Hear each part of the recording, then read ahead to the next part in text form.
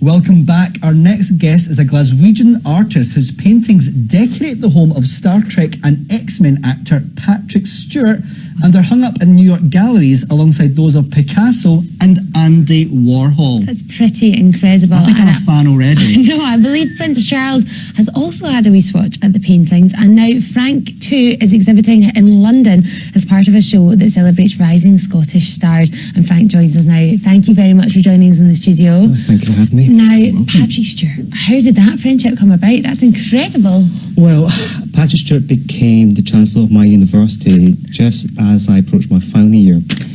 And it's quite funny. When I was 18, when I was applying to art school, I read the fact that he actually was based in Huddersfield, Murfield to be exact, and had strong links to Huddersfield. And also when I was growing up, Patrick Stewart was an idol of mine because he did Star Trek The Next Generation as Captain Jean-Luc Picard. I was a geek on that show as well. It's all right, don't worry. I have no idea. You're such a girl. But what happened was that I applied because I thought, if this town made Patrick Stewart, surely this university must mean something. And it wasn't until, but he wasn't a chancellor by that point, but it's only until the final year he became chancellor. And he came to my degree show and he was completely blown away with my paintings, and that's how our friendship started. So just general chit-chat, and then eventually one thing led to another, and he started collecting my work. That is so cool. That is so cool, because big celebrities don't go to a lot of, degree shows out with London, because I've been to a few here and in Edinburgh, so it must be quite a good achievement to have such a celebrity patron. Well, yes, and in a way it has helped me through my career, but if you put aside the art patron and the celebrity factor, I have been forging my career since the age of 18, because I have been exhibiting since the age of 18 when I was during my time at art school. So I had experience in the galleries.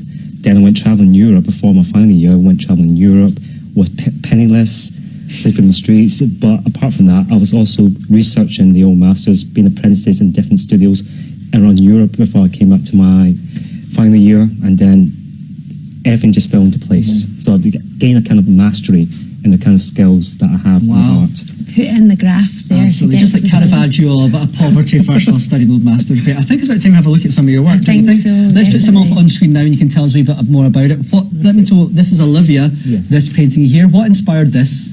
Olivia was actually painted because it was the granddaughter of one of my clients, and also the niece of one of my friends.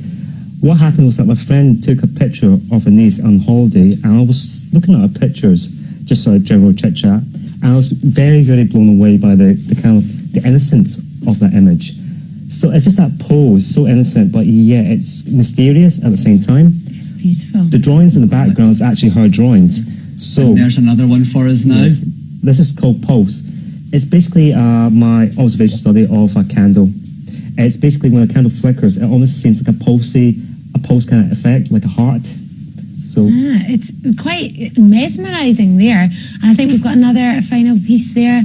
Oh, he looks familiar. Oh, that was me that was me in the studio.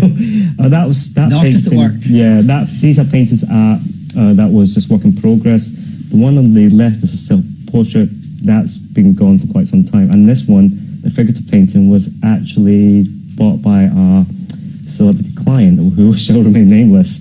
Another celebrity client, but he was quite mesmerised by that kind of effects. Your work's incredible. It's quite a variety of different pieces as well, which is nice to see. And I believe you're based here in Glasgow. That's correct. But you've got an exhibition in London coming up. Tell us a wee bit about it. The exhibition in London, it's actually the Judy Stafford Gallery in Wimbledon, SW19.